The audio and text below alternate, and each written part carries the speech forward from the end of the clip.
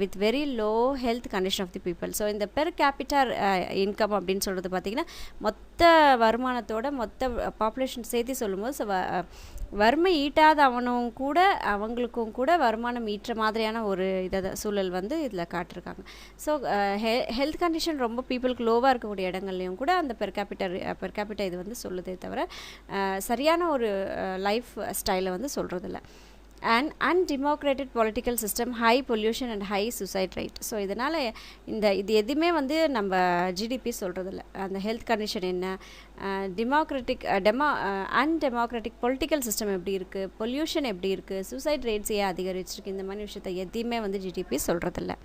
Composition of gross domestic product. So இந்த gross domestic product நம்ம calculate பண்ணுறதுக்கு எங்கே இருந்தெல்லாம் நம்ம எடுத்து கேல்குலேட் பண்ணுறோம் அப்படின்னா, Indian economy is broadly divided into 3 sectors. So 3 செக்டாரை வந்து நம்மளோட இந்தியன் எக்கானமியை வந்து பிரிக்கிறோம். அது என்னென்னா அக்ரிகல்ச்சர், அந்த அக்ரிகல்ச்சரை சார்ந்த அலைடு ஆக்டிவிட்டீஸ், அதை சார்ந்து இருக்கக்கூடிய சில ஆக்டிவிட்டீஸ், அடுத்து இண்டஸ்ட்ரி, அடுத்து சர்வீசஸ். ஸோ 3 மட்டும்தான் பிரிச்சிருக்கிறோம். ஒன்று அக்ரிகல்ச்சர், இன்னொன்று இண்டஸ்ட்ரி, இன்னொன்று வந்து சர்வீசஸ்ன்னு சொல்கிறோம். ஸோ அதில் ப்ரைமரி செக்டார்ன்றது agriculture sector. Agriculture sector is known as primary sector in which agriculture operations are undertaken. So agriculture sector இல்லைனா ப்ரைமரி செக்டார் அப்படின்னா என்னென்னா அக்ரிகல்ச்சரை சம்மந்தப்பட்ட வேலைகள் செய்கிறது தான் வந்து நம்ம அக்ரிகல்ச்சர் செக்டார் இல்லைனா ப்ரைமரி செக்டார் அப்படின்னு சொல்கிறோம். அக்ரிகல்ச்சர் பேஸ்ட் அலைடு ஆக்டிவிட்டீஸ், அக்ரிகல்ச்சரோட சம்மந்தப்பட்ட சில ஆக்டிவிட்டீஸ்லாம் சொல்கிறாங்க. அது ப்ரொடக்ஷன் ஆஃப் ரா மெட்டீரியல்ஸ், நம்ம ஃபேக்ட்ரிஸ்க்கு தேவையான அந்த ரா மெட்டீரியல்ஸை வந்து நம்ம கொடுக்குறோம், அதுக்கு தேவையான பொருட்களை வந்து அக்ரிகல்ச்சர் மூலியமாக கொடுக்குறோம் இல்லைங்களா. ஸோ அதெல்லாம் என்னென்னா cattle farm, fishing, mining, forestry, corn, coal etcetera undertaken. So இந்த கோல் எடுக்கிறது, ஃபிஷ் பண்ணுறது, மைனிங் பண்ணுறது, இது எல்லாமே பார்த்திங்கன்னா ஒரு ரா மெட்டீரியல் தான். அந்த இண்டஸ்ட்ரிக்கு இந்த ரா மெட்டீரியல்ஸ் இல்லாமல் அந்த இண்டஸ்ட்ரி செயல்படாது. ஸோ அதுதான் வந்து ப்ரைமரி செக்டார் இல்லைனா அக்ரிகல்ச்சர் செக்டார் அப்படின்னு சொல்கிறோம். Secondary sector. ஸோ செகண்டரி செக்டாரை வந்து இண்டஸ்ட்ரியல் செக்டார்னு சொல்கிறாங்க. ஸோ இண்டஸ்ட்ரியல் செக்டாருக்கு is a secondary sector in which the goods and commodities are produced by transforming the raw materials. So agriculture செக்டரில் ப்ரைமரி செக்டர்லேருந்து கிடைக்கக்கூடிய ரா மெட்டீரியல்ஸை வச்சு தான் இந்த இண்டஸ்ட்ரீஸ் எல்லாம் வந்து போயிட்டுருக்கு. இம்பார்ட்டண்ட் இண்டஸ்ட்ரீஸ் ஆர் ஸோ ரொம்ப முக்கியமான இண்டஸ்ட்ரீஸ்லாம் என்னென்ன இந்த ஜிடிபி கேல்குலேஷனில் அப்படின்னா, iron and steel industry, cotton textile, jute, sugar, cement, paper, petrochemical, automobile and other small scale industries. So இந்த முக்கியமான இண்டஸ்ட்ரீஸ் எல்லாம் வச்சு ஜிடிபியுடைய இதை வந்து கேல்குலேட் பண்ணுறாங்க. தென் ட்ரெஷரி செக்டார் அப்படின்றது வந்து சர்வீஸ் செக்டார் அப்படின்னு சொல்கிறாங்க. Treasury sector is known as service sector. It includes government, scientific research, transportation, communication, trade, postal and telegraph, banking, education, entertainment, healthcare and information technology, etc. So service sectors இது எல்லாமே நமக்கு வந்துடுது. In the 20th century, economists began to suggest that traditional treasury sector could be further distinguished from quaternary and queenary services sectors. So இந்த treasury sector வந்து ரெண்டாக பிரிக்கிறாங்க. ஒன்று வந்து quaternary அப்படின்னு சொல்கிறாங்க, இன்னொன்று வந்து queenary service sectors அப்படின்னு சொல்கிறாங்க. இதை பற்றின டீட்டெயில்ஸ் நிறையா வந்து ஜியாகிரஃபியில் நமக்கு வரும். ஸோ அதில் பார்த்துக்கலாம். Then contribution of different sectors in GDP of India. So GDP, இந்தியாவுடைய ஜிடிபியில் வெவ்வேறு செக்டார்ஸுடைய கான்ட்ரிபியூஷன் எவ்வளோ இருக்குது, அக்ரிகல்ச்சரில் எவ்வளோ கான்ட்ரிபியூஷன் இருக்குது, செகண்டரி செக்டாரில் எவ்வளோ கான்ட்ரிபியூஷன் பண்ணுறாங்க, எது அதிகமாக வருமானத்தை ஈட்டுது அப்படின்றத சொல்கிறது தான் இந்த paragraph. Services sector is the largest sector of India. So இருக்கிற செக்டார்ஸ்லேயே பார்த்தீங்கன்னா கூட்ஸ் அண்ட் சர்வீசஸில் அப்படின்னு ரெண்டு இருக்குது இல்லைங்களா. அதில் அதிகப்படியான ஒரு பங்களிப்பு கொடுக்குறது யாருன்னு பார்த்தீங்கன்னா சர்வீஸ் செக்டார்ஸ் தான். gross value added at current prices for service sectors is estimated at 92.26 lakh crore. So service செக்டாரில் gross value added அப்படிங்கிற ஒரு இது இப்போ சமயத்தில் இருக்கக்கூடிய கரண்ட் ப்ரைஸை வச்சு கால்குலேட் பண்ணும்போது 92.26 lakh crore வருது 1919 உடைய ஃபைனான்ஷியல் இயரில். Services sectors accounts for 54.40% of total India's GVA gross value added. So service செக்டாருக்கு மட்டும் 54.40% வந்து இருக்குது of 169.61 lakh crore Indian rupees. So அதில் அந்த 54.40%ன்றது இந்தியன் ருப்பியில் பார்த்தா 169.61 lakh crore. ஸோ இந்த டீட்டெயில்ஸ், இந்த ஸ்டாட்டிஸ்டிக்ஸ் எல்லாம் வந்து ஒன் ஒர்க்ஸில் கேட்பாங்க. With GVA of $50.43 lakh crore industrial sector contributes. So industrial sector எவ்வளோ கான்ட்ரிபியூட் பண்ணுது அப்படின்னு சொல்லி பார்த்தீங்கன்னா 29.73%. ஸோ பர்சன்டேஜ்லையும் கேட்கலாம், ருப்பீஸ்லையும் கேட்கலாம்.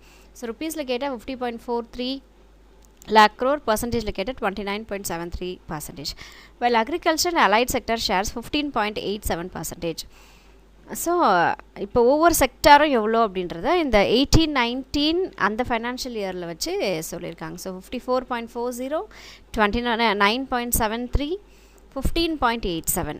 ருப்பீஸில் பார்த்தீங்கன்னா 92.26 lakh crore சொல்லியிருக்காங்க. Then 169.61 lakh crore, 50.43 lakh crore rupees வருது. India is second largest producer of agriculture products. So வேர்ல்டுலேயே பார்த்தீங்க அப்படின்னா அக்ரிகல்ச்சர் ப்ராடக்ட்ஸ் ப்ரொடியூஸ் பண்ணுறதுல இந்தியா வந்து செகண்ட் லார்ஜஸ்ட்டாக இருக்குது. India accounts for 7.39% of total global agriculture output. So agriculture ப்ராடக்ட்ஸுடைய அவுட்புட்டில் எவ்வளோ வந்து நம்ம பர்சன்டேஜ் கொடுக்குறோம்னா வேர்ல்டில் இருக்கக்கூடிய மொத்த அக்ரிகல்ச்சர் அவுட்புட்டில் நம்ம 7.39% வந்து நம்ம இந்தியாவது மட்டுமே. In industrial sector India world rank is 6. So industrial செக்டாரில் பார்த்தா அக்ரிகல்ச்சர் செக்டாரில் நம்ம செகண்ட். அதே மாதிரி இண்டஸ்ட்ரியல் செக்டார்லன்னு பார்த்தா நம்ம 6th பிளேஸில் இருக்கிறோம். சர்வீஸ் செக்டார்லன்னு பார்த்தா நம்ம 8th பிளேஸில் இருக்கோம். ஸோ 268 அப்படி ஞாபகம் வச்சுக்கோம். 2468 அந்த ஈவன் நம்பர்ஸ் ஞாபகம் வச்சுக்கோம். 4 நடுவில் விட்டுருங்க. 268 ஞாபகம் வச்சுக்கோம். Agriculture, industry and service sector. Contribution of agriculture sector in Indian economy is much higher than world's average. So world's udiya average agriculture sector la world udiya average எவ்வளோ பார்த்தீங்கன்னா 6.4% தான். ஆனால் இதை விட இந்தியா உடைய agriculture sector உடைய contribution வந்து அதிகம், பங்களிப்பு வந்து அதிகம். Contribution of industry and service sector is lower than the world's average 30%. So world உடைய average எவ்வளோன்னு பார்த்தா 30%. அதை விட கம்மியாக தான் இருக்குது நம்மளுடைய இண்டஸ்ட்ரியல் செக்டார் உடையதும் சர்வீஸ் செக்டார் உடையதும். and 63% for service sectors. So service sectors வந்து 63% இருக்குது. Economic growth and development. So இந்த எக்கனாமிக் growth எப்படி இருக்குது, அதோட டெவலப்மெண்ட் எப்படி இருக்குது அப்படின்றத சொல்கிறாங்க. As per the economist Amartya Sen, economic growth is one aspect of the economic development. Also United Nations see it as like the economic growth focuses not only on man's materialistic need but it focuses on overall development or rise it is living standards. So நம்மளுடைய economist என்ன சொல்கிறார், அமர்த்தியா சென் என்ன சொல்கிறார் அப்படின்னா United Nations உடைய அந்த கூற்றுப்படி என்ன சொல்கிறாங்கன்னா எக்கனாமி டெவலப்மெண்ட் அப்படின்றது ஒரு தனிப்பட்ட நபர் எவ்வளோ பொருள் வச்சுருக்காரு, எவ்வளோ ஈட்டியிருக்காரு அதை வச்சு கிடையாது. ஓவரால் டெவலப்மெண்ட், ஒரு நாட்டினுடைய ஒட்டுமொத்த வளர்ச்சியும் அங்கே மக்களுடைய வாழ்க்கை தரத்தை வச்சு தான் வந்து ஒரு எக்கனாமிக் க்ரோத் ஏற்படுது அப்படின்னு சொல்கிறாங்க. அதாவது வளர்ச்சி இருக்குது அப்படின்னு சொல்லி சொல்கிறாங்க. எக்கனாமிக் க்ரோத் அப்படின்றது என்னென்னா குவான்டிடேட்டிவ் மெஷர்ஸ். ஸோ மறுபடியும் இது குவான்டிடேட்டிவ் தான், குவாலிட்டேட்டிவ் கிடையாது. குவான்டிடேட்டிவ் எண்ணிக்கையை வச்சு தான் மெஷர் பண்ணுறாங்க. Which continues the rise in the output produce in the economy or nation particular period on its monetary value. So அதே தான் வந்து ஒரு பர்டிகுலர் வேல்யூவில் எவ்வளோ ஏறி இருக்குது, வருமானம் ஏறி இருக்குது அப்படின்னு சொல்கிறது தான் எக்கனாமிக் க்ரோத் அப்படின்னு சொல்கிறோம். The key parameters of the economic growth in any economy are its gross domestic product. So முக்கியமான ஒரு எதை வச்சு வந்து ஒரு நாட்டுடைய வளர்ச்சியை சொல்லுவாங்க அப்படின்னா அந்த ஜிடிபியை வச்சு தான் சொல்லுவாங்க, கிராஸ் டொமஸ்டிக் ப்ராடக்ட்டை வச்சு தான் சொல்லுவாங்க. அண்ட் கிராஸ் நேஷ்னல் ப்ராடக்ட்டை வச்சு சொல்லுவாங்க. இங்கே கிராஸ் நேஷ்னல் ப்ராடக்ட்டுக்கும் கிராஸ் டொமஸ்டிக் ப்ராடக்ட்டுக்கும் இருக்கக்கூடிய வித்தியாசம் என்னென்னா ஜிடிபியில் வந்து ஃபாரின்லேருந்து வரக்கூடிய வருமானத்தை சேர்த்த மாட்டாங்க. ஆனால் ஜிஎன்பியில் வந்து ஃபாரின்லேருந்து வரக்கூடிய இன்கம்ஸை கூட சேர்த்திப்பாங்க. which helps in measuring the actual size of the economy. So இது ஜிடிபி, ஜிஎன்பி இது ரெண்டுமே வந்து நாட்டினுடைய எக்கானமி என்ன லெவலில் இருக்குன்றது ரொம்ப கிளியராக சொல்லும். For example we say GDP of India is $2.8 trillion and ranked 6th in global. So எக்ஸாம்பிளுக்காக சொல்கிறாங்க 2.8 trillion இருக்குன்றாங்க. ரேங்க்குன்னு பார்த்திங்கன்னா வேர்ல்டில் நம்ம 6th பிளேஸில் இருக்கோம் அப்படின்றத சொல்கிறாங்க. GDP of the United States of America is $19.3 trillion. So இதே யுனைடெட் ஸ்டேட்ஸ் உடையது 19.3 trillion and ranked 1. ஸோ நம்ம ரேங்க் 6ல் இருக்கோம், இவங்க வந்து நம்ம 1 பொசிஷனில் இருக்காங்க, united states of America. It shows how much the production of goods and services has increased compared from last year in the quantitative manner. So இந்தியாவுடைய வளர்ச்சி எந்தளவுக்கு இருக்குது அப்படின்றத சொல்கிறாங்க. It has many parameters to measure and few them are human resources. So நிறைய parameters இருக்குது. அதில் ஒரு முக்கியமான ஒரு விஷயம் என்னென்னா ஹியூமன் ரிசோர்ஸஸ். எந்த அளவுக்கு மக்கள் உடைய ரிசோர்ஸ் வந்து இருக்குது, மனித ரிசோர்ஸ் வந்து இருக்குது அப்படின்றத வச்சு இதை வந்து சொல்கிறாங்க. They are national resources advancement in technology. So இதெல்லாம் வச்சு சொல்கிறாங்கன்னா நம்மளுடைய இயற்கை வளங்களை வச்சு டெக்னாலஜி எந்தளவுக்கு அட்வான்ஸ்மெண்ட்டாக இருக்குது, கேபிட்டல் ஃபார்மேஷன் எவ்வளோக்கு, எந்தளவுக்கு வருமானத்தை வந்து செலுத்துகிறாங்க, and political and social economic factors எல்லாத்தையும் வச்சு தான் வந்து இதை வந்து கேல்குலேட் பண்ணி சொல்கிறாங்க.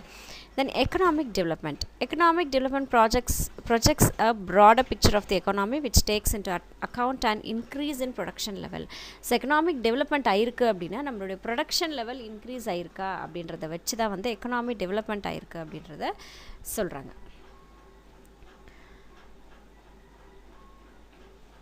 அதே மாதிரி ஒரு அங்கே வாழக்கூடிய மக்களுடைய வாழ்க்கை தரம் வந்து உயர்ந்திருந்தால் அதை வந்து எக்கனாமிக் டெவலப்மெண்ட் சொல்கிறாங்க. It focuses more on socio economic factors rather then just quantitative increase in production. So எண்ணிக்கை மட்டும் இல்லாமல் இந்த எக்கனாமிக் டெவலப்மெண்ட்ன்றது எண்ணிக்கையில் மட்டும் இல்லாமல் அந்த சோஷியலோட அந்த மனிதர்களுடைய மொத்த வளர்ச்சியையும் சேர்த்து தான் இந்த எக்கனாமிக் டெவலப்மெண்ட்ன்றது சொல்லுது. Is a qualitative measures which measures improvement in technology. So இந்த எக்கனாமிக் டெவலப்மெண்ட் அப்படின்றது வந்து குவான்டிட்டி மட்டும் எண்ணிக்கை மட்டும் இல்லாமல் அதோடைய தரம் எப்படி இருக்குது அப்படின்றத டெக்னாலஜியுடைய அந்த இம்ப்ரூவ்மெண்ட் இருக்கா, லேபருடைய ரிஃபார்ம்ஸ் இருக்கா, லேபர்ஸ்குள்ளே அந்த மாற்றங்கள் இருக்கா, புரட்சிகள் ஏற்படுறதா, மக்களுடைய வாழ்க்கை தரம் ரைசிங் லிவிங் ஸ்டாண்டர்ட்ஸ் அப்படின்னா மக்களுடைய வாழ்க்கை தரம் உயர்ந்திருக்கா, ப்ராடர் இன்ஸ்டிடியூஷனல் சேஞ்சஸ் இந்த எக்கனாமி. ஸோ நிறைய பல்வேறுபட்ட மாற்றங்கள் வந்து ஏற்பட்டிருக்கா அப்படின்றத வச்சு தான் வந்து இந்த எக்கனாமிக் டெவலப்மெண்ட் அப்படின்ற ஒரு விஷயத்த சொல்கிறாங்க. ஹியூமன் டெவலப்மெண்ட் இண்டெக்ஸ் HDI அப்படின்னா human development index is opt tool to measure the real development in the economy. So இந்த HDIயை வச்சு தான் வந்து எக்ஸாக்டாக வந்து எக்கனாமிக் டெவலப்மெண்ட் ஆயிருக்கா இல்லையா அப்படின்றத சொல்ல முடியும். Development path based on GDP and employment. In the development path of India, it first undertook the policy of closed trade. So நம்மளுடைய இந்தியா டெவலப்மெண்ட் பார்த்த பொறுத்த வரைக்கும் ஃபஸ்ட் எல்லாம் பார்த்திங்கன்னா க்ளோஸ்டு ட்ரேட் தான் இருந்தது. அதாவது ட்ரேட் அப்படின்னா பிஸ்னஸ் வந்து உள்ளுக்குள்ளே மட்டும்தான் இருந்தது. This was to give a trust to domestic industries and reduce dependence on foreign products and companies. So இந்த க்ளோஸ்ட் ட்ரேட் நம்ம நாட்டுக்குள்ளே மட்டும்தான் ட்ரேட் நடக்கணும் அப்படின்றது ஒரு ரீசனாக வச்சுருந்தது. காரணம் என்னென்னா நம்ம நாட்டுக்குள்ளே இருக்கக்கூடிய இண்டஸ்ட்ரீஸ்க்கு இம்பார்ட்டன்ஸ் கொடுக்கணும், ஃபாரின் ப்ராடக்ட்ஸ் மேலே டிபெண்டன்சி வந்து குறையணும், அந்த ஃபாரின் கம்பெனிஸுடைய டிபெண்டன்ஸ் வந்து குறையணும், நம்ம நாட்டு பொருள் வந்து நம்ம மார்க்கெட்டில் வேல்யூ கொடுக்கணும் அப்படின்றதுல உறுதியாக இருந்தாங்க. Trade and interaction with the outside world remained limited. So அதனால் என்ன ஆச்சுன்னா ஏற்றுமதி இறக்குமதி, ஸோ மற்ற நாடுகள்லேருந்து வாங்குறது விற்கிறது அந்த மாதிரி சில பிஸ்னஸ் எல்லாம் வந்து பார்த்திங்கன்னா ரொம்ப லிமிட்டடாக இருந்தது, ரொம்ப கம்மியாக தான் இருந்தது முதலெல்லாம். This outlook continue till 1991. So இது எவ்வளோ நாளைக்கு இந்த க்ளோஸ்ட் ட்ரேட் இருந்ததுன்னா 1991 வரைக்கும் இருந்தது. When India finally decided to open its borders to free trade and liberalization its economy by allowing foreign companies to enter the Indian economy. So 1991க்கு அப்புறம் என்ன ஆச்சு அப்படின்னு சொல்லி பார்த்தீங்கன்னா நம்ம இந்திய நாட்டுக்கு பல தரப்பட்ட நாட்டுடைய ட்ரேடை வந்து அக்செப்ட் பண்ணிக்கிட்டு நம்மளும் பல நாடுகள்கிட்ட வந்து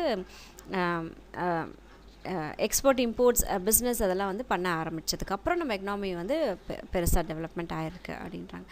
trust was given to employment generation under the 5-year plan. So அந்த 5-year plan அந்த 1991 கொண்டு வந்த அந்த 5-year பிளானில் என்ன ப்ராமிஸ் பண்ணியிருந்தாங்க அப்படின்னா எம்ப்ளாய்மெண்ட் வந்து நிறைய எம்ப்ளாய்மெண்ட் வந்து உருவாக்குவோம், வேலை வாய்ப்புகள் அதிகமாக வந்து அதிகரிக்கிறோம் அப்படிங்கிற மாதிரி சொல்லியிருந்தாங்க. This was to make up for the rising population and lacking jobs to observe the increased work force size. So இது ஏன் முக்கியமாக கொண்டு வந்தாங்கன்னு பார்த்தா பாப்புலேஷன் ஒரு பக்கம் ரைஸ் ஆகிக்கிட்டே இருக்குது, ஒரு பக்கம் ஜாப் இல்லாத நிலை இருந்துக்கிட்டே இருக்குது, அப்புறம் ஒர்க் ஃபோர்ஸ் உடைய சைஸ் வந்து பார்த்திங்கன்னா ரொம்ப அதிகமாகிட்டே இருந்தது. ஸோ இதெல்லாம் மனசில் வச்சுக்கிட்டு தான் இந்த விஷயத்தை கொண்டு வராங்க. Rural development was also given importance in India. அதே மாதிரி கிராமப்புற வளர்ச்சிகளுக்கும் வந்து இம்பார்ட்டன்ஸ் கொடுத்தாங்க. For the important constitution it was the Indian landscape. So முக்கியமாக அந்த இந்தியாவுடைய அந்த பல தரப்பட்ட லேண்ட்ஸ்கேப்ஸ், மலைகள், கடலோர பகுதிகள், இந்த மாதிரி அந்த லேண்ட்ஸ்கேப்ஸை மனசில் வச்சுக்கிட்டு இந்த விஷயத்தெல்லாம் செய்கிறாங்க. Poverty alleviation came as the corollary of rural development and part of the development path of India.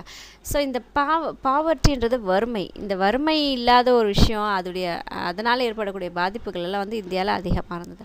India inherited poverty stricken economy from the British rule. So British ரூல்லேருந்து பார்த்திங்கன்னா பிரிட்டிஷ் ஆட்சி காலத்துலேருந்து பார்த்திங்கன்னா நம்ம இந்தியா அப்படின்றது பாவர்ட்டி, அதாவது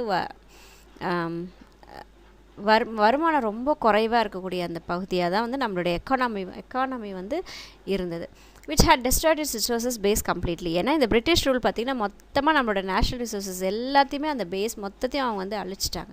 The public sector was given significant importance. ரொம்ப importance யாருக்கு கொடுத்தாங்க பார்த்திங்கன்னா பப்ளிக் செக்டாருக்கு கொடுத்தாங்க, ப்ரைவேட் கம்பெனிஸ் கொடுத்தாங்க, இண்டஸ்ட்ரீஸ்க்கு கொடுத்தாங்க. Were subjected to strict regulations and standards. It was believed that the government was the sole protector of the people and would work together social welfare. So government மட்டும்தான் வந்து மக்களுடைய முழுமையான அந்த இதுக்கு வந்து கவர்மெண்ட் மட்டும்தான் அத்தரைஸ்டு அப்படின்னு சொல்லிட்டு அவங்களுக்கு ப்ராமிஸ் பண்ணியிருந்தாங்க.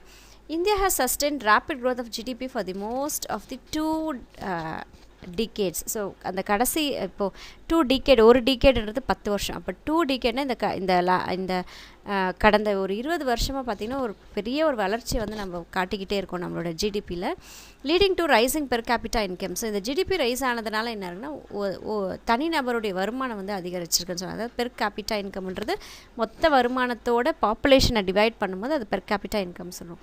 அந்த ரிடக்ஷன் இன் அப்சல்யூட் பாவர்ட்டி, இங்கே வறுமை அப்படிங்கிற அந்த பாவர்ட்டி வந்து இப்போ வந்து ரொம்பவே குறைக்கப்பட்டிருக்கு. Per capita incomes has double in 12 years. So 12 வருஷத்தில் பார்த்திங்கன்னா அந்த பெர் கேபிட்டா இன்கம் அப்படின்றது வந்து டபுள் ஆகிட்டுருக்கு அப்படின்னு சொல்லி ஒரு ஸ்டாட்டிஸ்டிக்ஸ் சொல்கிறாங்க. In per capita income placing India just inside the middle income country category. So per capita income வச்சு நம்மளுடைய இன்கம் எப்படி சொல்கிறாங்க அப்படின்னா மிடில் இன்கம் கண்ட்ரியாமா. ஸோ வளர்ந்த நாடும் இல்லை, வளர்ந்துட்டுருக்க நாடும் இல்லை, ரெண்டுத்துக்கும் நடுவில் இருக்குது அப்படின்றத கேட்டகரியில் நம்மளை வச்சுருக்காங்க. Life expectancy at birth 65 years. So பிறக்கும் போது ஒரு மனுஷன் வந்து 65 years வாழ்வாங்க அப்படின்னு சொல்லி சொன்னாங்க. 44% of children under 5 are malnutrition. So நம்மளுடைய பிறந்த 5 வயசுக்குள்ளே இருக்கக்கூடிய குழந்தையில் 44% ஆஃப் குழந்தைகள் வந்து மால் நியூட்ரிஷன்டாக இருக்குது. அதாவது சரியானபடி ஊட்டச்சத்து இல்லாத பிள்ளைகளாக வந்து இருக்காங்க. The literacy rate for the population age 15 years and above is only 63% compared to 71% figure for the lower middle income countries. So lower middle income கண்ட்ரீஸை விட நம்மளது ரொம்ப குறைவாக இருக்குது. 63% அந்த 15 வயசுக்கு மேலே இருக்கக்கூடிய அவங்களுடைய அந்த எஜுகேஷன் குவாலிட்டி லிட்ரரி ரேட் அப்படின்னா எந்த அளவுக்கு படித்தவங்க இருக்காங்கன்னு பார்த்தீங்கன்னா வெறும் 63% தான் இருக்குது. ஸோ இதை லோ மிடில் இன்கம் கண்ட்ரீஸில் கூட பார்த்திங்கன்னா 71% இருக்குது. அதை விட நம்ம வந்து ரொம்ப குறைவாகவே இருக்கும். India has followed different part of development from many other countries. So நிறைய கண்ட்ரீஸ்லேருந்து பார்த்து நிறைய விஷயங்களை வந்து நம்ம இந்தியா வந்து கடைபிடிச்சிட்டு வந்துட்டுருக்கு. India went more quickly from agriculture to services that tend to be less tighten regulation that than heavy industries. So திடீர்னு பார்த்திங்கன்னா அக்ரிகல்ச்சர் செக்டார்லேருந்து பார்த்திங்கன்னா சர்வீஸ் செக்டார்ஸ்க்கு நம்ம அதிகமான வருமானத்தை ஈட்டக்கூடிய ஒரு செக்டராக வந்து நம்மளோட சர்வீஸ் செக்டர் மாறிப்போச்சு. There are some emerging manufacturing giants இந்த இந்தியன் எக்கானமி. ஸோ அது மட்டும் இல்லாமல் மேனுஃபேக்சரிங் ஜாயன்ட்ஸும் வந்து நம்மளுடைய இந்தியன் எக்கானமியில் இப்போது அதிகமாக ஆகிட்டே இருக்குது. Factors supporting Indian development. So இந்தியாவுடைய டெவலப்மெண்ட்டுக்கு என்னெல்லாம் சப்போர்ட் பண்ணுது, என்னெல்லாம் சப்போர்ட்டிவாக இருக்குது அப்படின்னா fast growing population of working age. So நம்மளுடைய அந்த வேலை செய்கிறவங்களுடைய அந்த பாப்புலேஷன் வந்து வேகமாக வளர்ந்துட்டே இருக்குது. அது ஒரு முக்கியமான ஒரு காரணம். There are 700 million Indians under the age of 35. So 35 வயசுக்கு கீழே வந்து 700 million இந்தியன்ஸ் இருக்காங்க. அதனால் அவங்க எல்லாருமே வந்து ஒர்க்கிங் ஏஜில் இருக்கக்கூடிய பர்சன்ஸ் தான். அதனால் வருமானம் வேகமாக வளருது. அந்த demographics look good for Indian growth in the next 20 years at least.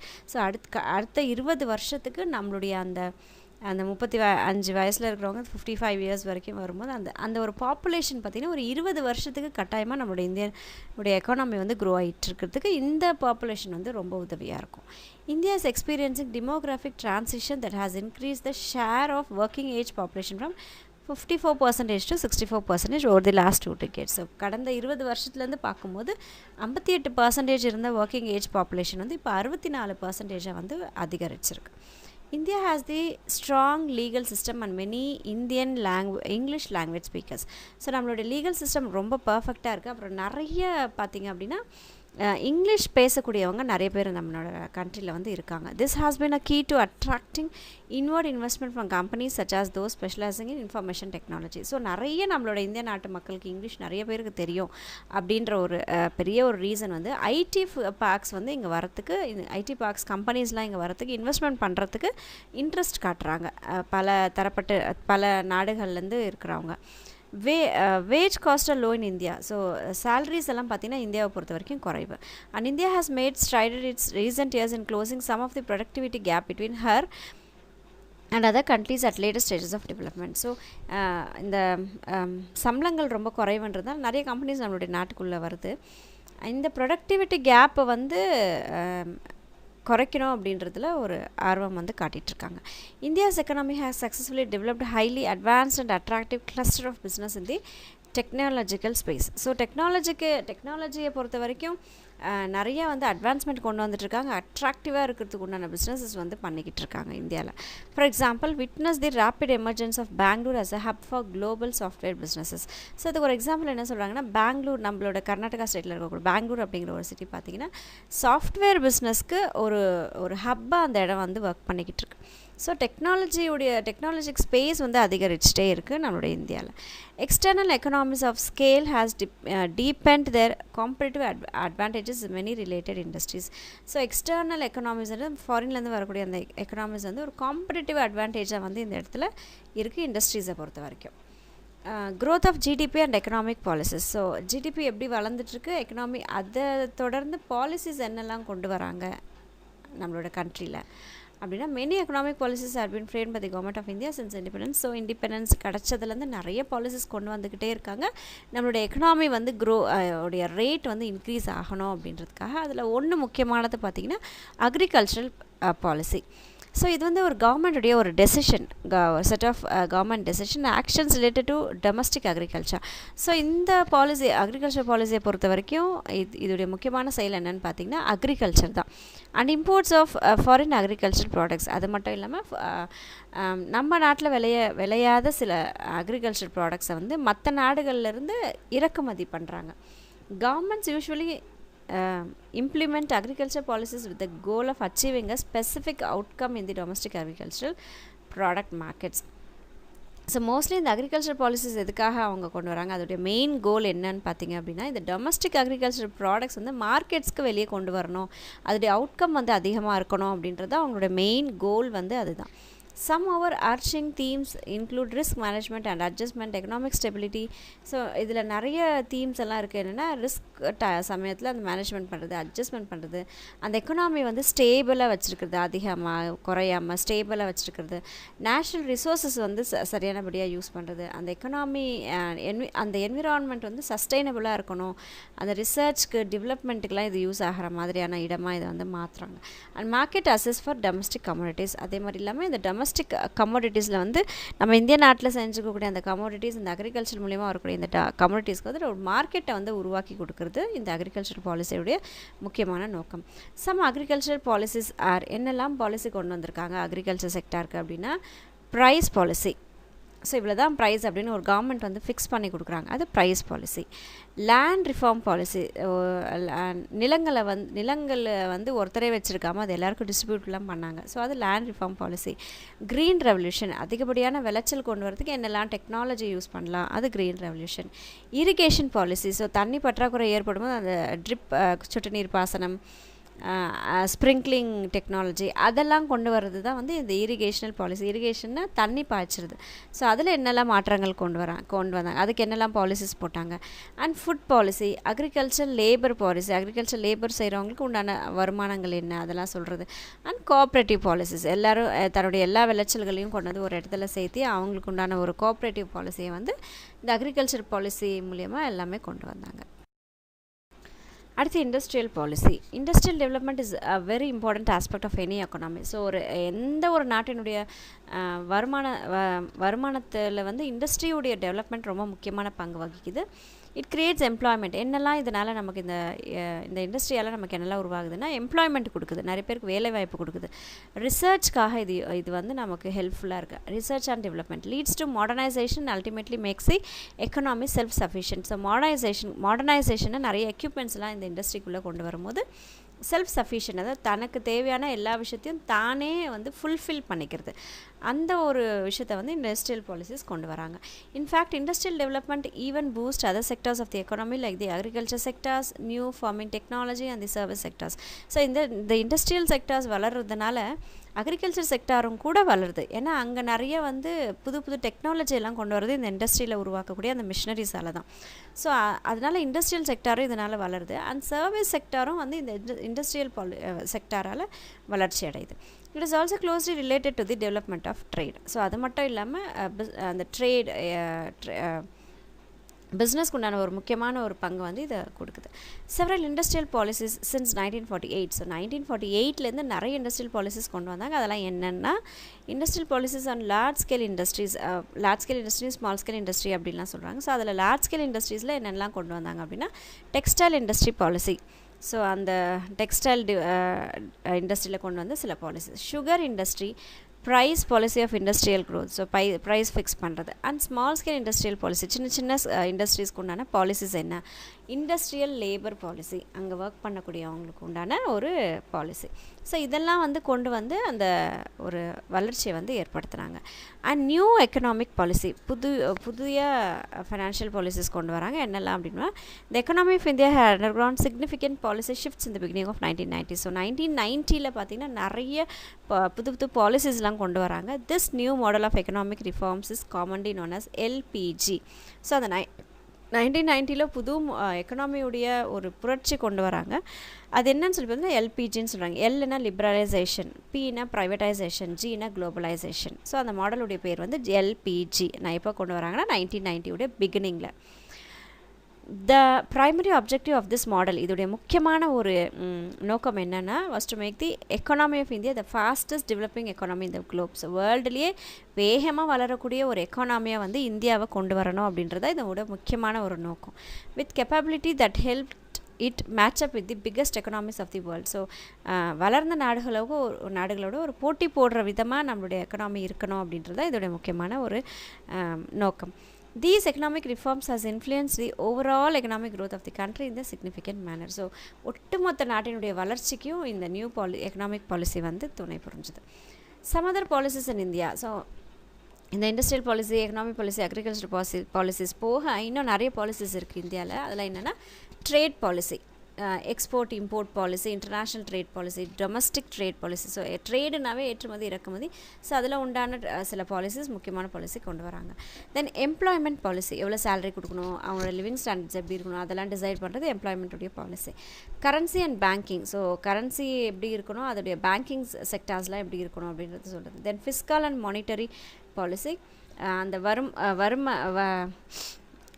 அந்த வறுமை எப்படி இருக்குது, அதோடைய செலவினங்கள் அதெல்லாம் பார்க்குறது ஃபிஸ்கல் அண்ட் மானிட்டரி பாலிசி சொல்கிறாங்க. தென் வேஜ் பாலிசி, சம்பளம் எவ்வளோ கொடுக்குறது, that is wage policy. Population policy, so எவ்வளோ பாப்புலேஷனுக்கு ஏற்ற மாதிரி எவ்வளோ எக்கனாமிக் டெவலப்மெண்ட் இருக்கணும் அப்படின்னு சொல்கிறதெல்லாம் வந்து இது population policy. Then GDP growth of India. So இந்தியாவில் ஜிடிபியோடைய க்ரோத் எப்படி இருக்குது அப்படின்னா India's economic growth story since the 1990 has been steady, stable, diversified, resilient and reflects strong major economic fundamentals. So நம்மளுடைய அந்த இந்தியன் எக்கனாமி ரொம்ப அழகாக சொல்லுவாங்க. ஸ்டடியாக இருக்குது, அதிகமாகவும் இல்லை லோவாகவும் இல்லை, ஸ்டேபிளாக இருக்குது, மாறவே இல்லை. டைவர்சிஃபைட், பல தரப்புலேருந்து வருமானங்கள் ஈட்ட ஆரம்பிச்சது. ரீசைலண்ட், ரிஃப்ளெக்ட் பண்ணுது. ஸோ இந்த மாதிரி விஷயங்களெல்லாம் அது கொண்டு வருது. Despite fluctuations in recent quarters due to disruption cast by 2 major structural reforms. ஆனால் சில ஃப்ளக்சுவேஷன்ஸ் வந்து ஏற்பட்டுச்சு, சில சரிவுகள் ஏற்பட்டது. அது என்னென்னா 2 மேஜராக ஒரு 2 காரணம் சொல்கிறாங்க. ஒன்று டிமானடைசேஷன்னா இந்த பழைய பணத்தை எல்லாம் வந்து புது பணமாக சேஞ்ச் பண்ணி கொடுத்தாங்க. இப்போ ரீசெண்டாக அந்த 2000 நோட்ஸ், 500 நோட்ஸ்லாம் புதுசாக வந்தது. ஸோ அது டிமானடைசேஷன். அது பண்ணது மூலிமா நம்மளுடைய அந்த எக்கனாமிக் க்ரோத் வந்து கொஞ்சம் சரிவடைஞ்சிச்சு அப்படின்றாங்க. அடுத்து வந்து ஜிஎஸ்டி அப்படிங்கிற ஒரு டேக்ஸ் கொண்டு வராங்க, கூட்ஸ் அண்ட் சர்வீஸ் டேக்ஸ் அப்படின்ற ஒரு டேக்ஸ் கொண்டு வந்தாங்க. ஸோ இந்த 2 விஷயம் பார்த்திங்கன்னா நம்மளுடைய இந்தியாவுடைய எக்கனாமிக் க்ரோத்தை வந்து கொஞ்சம் சரிவை நோக்கி தள்ளுச்சு. The World Bank projected a growth rate of 7.3% in the year 1819. So 1819 உடைய வருஷத்தில் பார்த்திங்க அப்படின்னா 7.3% வந்து வளர்ச்சி அடைஞ்சிருக்குன்னு சொன்னாங்க. அதே 1920 அந்த வருஷத்தில் பார்த்திங்கன்னா 7.5%, வெறும் 0.2% மட்டும்தான் ஏறி இருக்குது.